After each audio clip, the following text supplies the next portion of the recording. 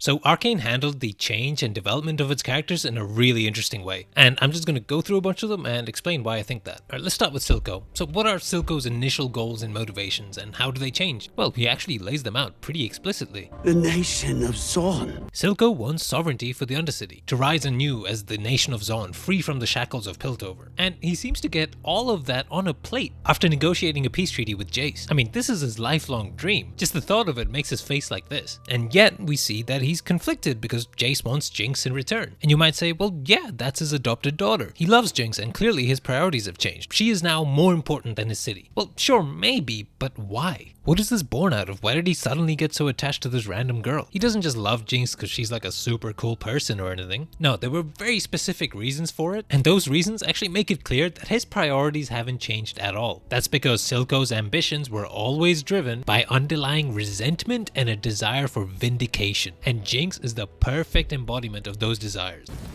We will show them all. Silco views Jinx as a reflection of everything that makes the Undercity and himself great. We get a clear insight into this mindset in the second episode. Beautiful, aren't they?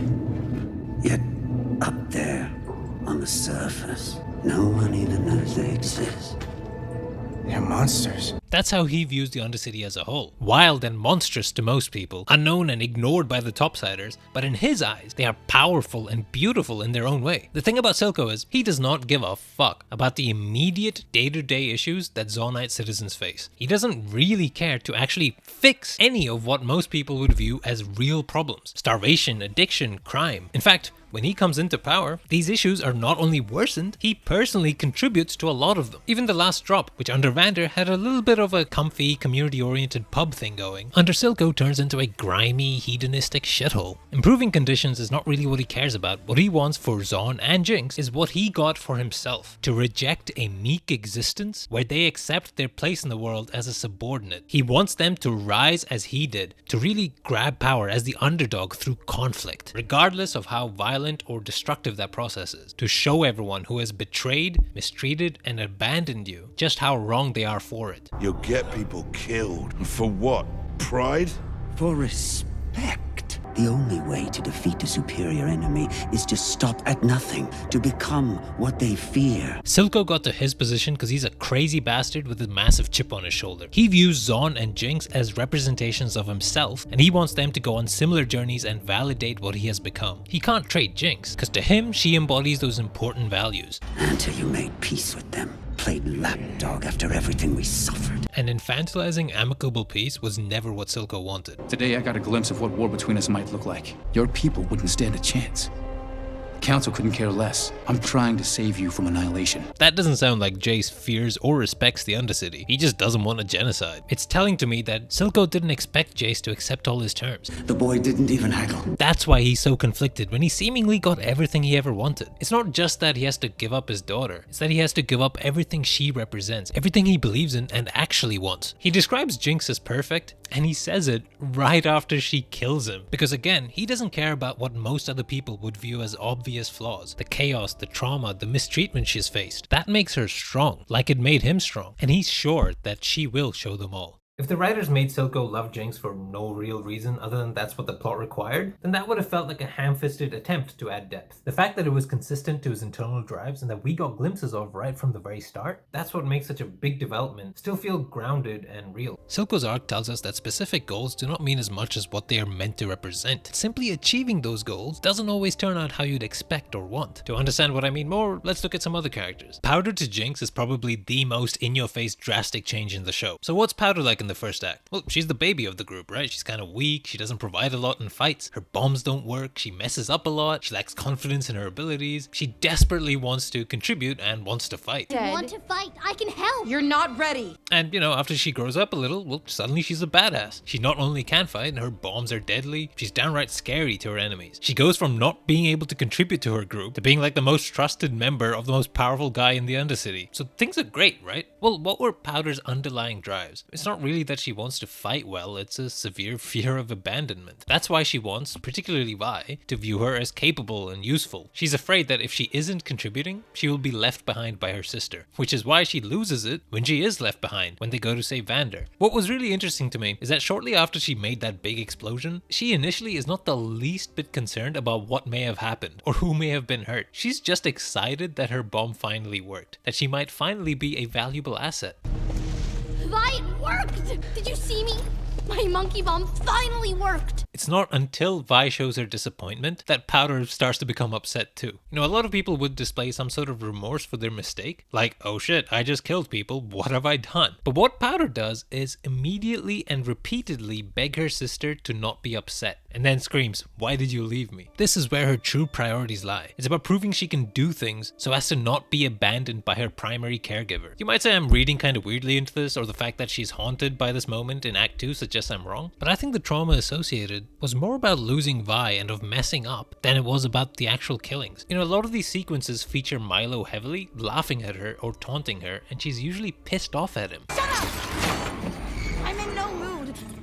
We didn't say anything. The smoke clears, she sees Vi is gone, she gets those flashes again. Fact is, she never utters a single phrase that expresses sorrow for the actual damage she caused. She's just deathly afraid of losing Vi. And in that sense, not a lot changes in Act 2. Like your average League player, she's still incredibly insecure and dreads the idea of her parental figure not valuing her. Now, he thinks I'm weak. But instead of only Vi, it's now Silco. Silco understands Jinx and even shares kind of similar trauma and desires, and he tries to manipulate and channel them in a particular way. So at the very end, Jinx kind of figures that Vi may never completely accept her for who she is, and she just killed the only other person who actually did, so she completely leans into her more destructive side, as she was taught to. You know, if everyone's gonna treat me like a Jinx, then fuck it, I'll be one. You know, it's sort of a play for control. You know, you can't fear someone abandoning you if you make sure they can't have you in the first place. So why did I highlight all this? Well, again, because it all feels plausible and real. Jinx doesn't just flip from a nice little girl to completely batshit insane evil person. There's a consistent through line in that development. Those underlying desires stayed the same. There was always Jinx in there. And it doesn't matter how powerful she's now gotten. She's still that same scared little girl who's so paranoid and desperate not to lose people, it only ensures that she will.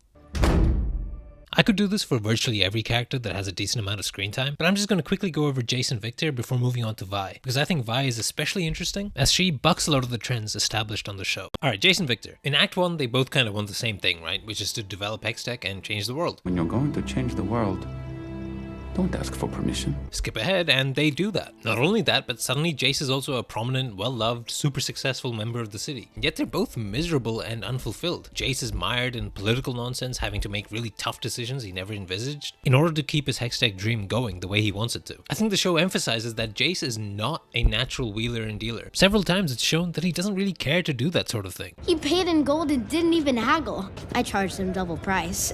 Sucker. The boy didn't even haggle. But he has to don that underhanded, politically savvy cape. So he's not particularly happy. And then you look at Victor, who's deathly ill, doesn't think he has contributed enough, and not in a good place either. So despite their enormous success, neither of them gets to do what they really want to, which is to genuinely help people in need. All they've done is make the rich get richer by opening these super fast trade routes. This is not how they saw Hextech being used. Improving lives, solving real issues, not just trade disputes. In fact, it goes a step further, and Hextech actually gets weaponized. And even further still, Jayce and Victor personally killed 2 people with their Hextech shit. They got lost in the sauce. This is the exact opposite of what they wanted. Again, a lot of these characters, in some form or another, in a superficial way, get the things they want. They achieve goals they have at the end of Act 1. And yet, there's still conflict, especially within themselves. By all measures, these are 2 very successful people, but nothing is right. You can be a great person with great intentions, but life gets in the way. Things are complicated, and if you want to achieve lofty goals, then you'll probably have to compromise some stuff. But then you run the risk of losing sight of what you're even doing. Are those goals even worth it? Is reaching those heights worth sacrificing the person you want to be in the day-to-day? And what if just having good intentions is not good enough if that's not the world you live in? I think Arcane poses these interesting questions through how Jayce and Victor develop, and I really enjoyed their arcs. In the pursuit of great, We failed to do good. Alright, let's get to Vi. You can understand Vi well by contrasting her to Silco. So in Act 1, like Silco, she absolutely hates Piltover. She also questions Vander's inaction and was appalled by the fact that he was working with enforcers. What I don't understand is how you can work with them. I want Powder to have more than that, and I'm willing to fight for it. In fact, if it wasn't for Vander's influence and guiding hand, she might have been one of Silco's proteges. On the face of it, their goals are pretty aligned. The real difference between Vi and Silco is that Vi is not driven by pure vindication or the need to grab power and fulfill a great underdog story. It's the actual inequality, the injustice, the shit conditions that bothers her. Also, unlike Silco, she cares about the well-being of her people. She was willing to give herself up to the enforcers for it. Vi, like Vander, simply wants to see her people thrive and protect her loved ones. She hated enforcers and Piltover because she felt they were denying that. So, Vi is the only main character to buck the trend of changing a lot between Act 1 and 2. Prison was like a stasis for her. She doesn't achieve anything. Everyone and everything outside those walls changed a fuck ton, but she hasn't really. Her big developments occur after she gets out, and it's not so much that she achieves things, she learns things, and this serves an important purpose. She starts to grasp that maybe not everyone up there is evil, and also the extent of Silco's damaging influence. This happens because of her experience with Kate and Echo, and just generally understanding things in a more nuanced way. Now, because of Vi's lack of development between Act 1 and 2, she acts as kind of like the audience's anchor while the world around us has moved on. We get to learn this new world through her, but Vi is not just representative of the past, she represents the idea of clinging to the past. We see that the past is a source of comfort for her. As soon as she gets out of prison, you can see her relishing being back to the Undercity again, inhaling that air, going back to Jericho's restaurant and scarfing down that slop. When she needs a pick-me-up, she draws on the past, on Vander's words of advice to get her through. When she reunites with Echo, this dude basically just kidnapped her, and she can't help but see him as the same little dude she knew all those years ago. And she appeals to him to drop his guard a little by invoking the past. She does the same thing with Jinx too, and it backfires. She doesn't fully accept just how much has changed. Powder's gone, Vi.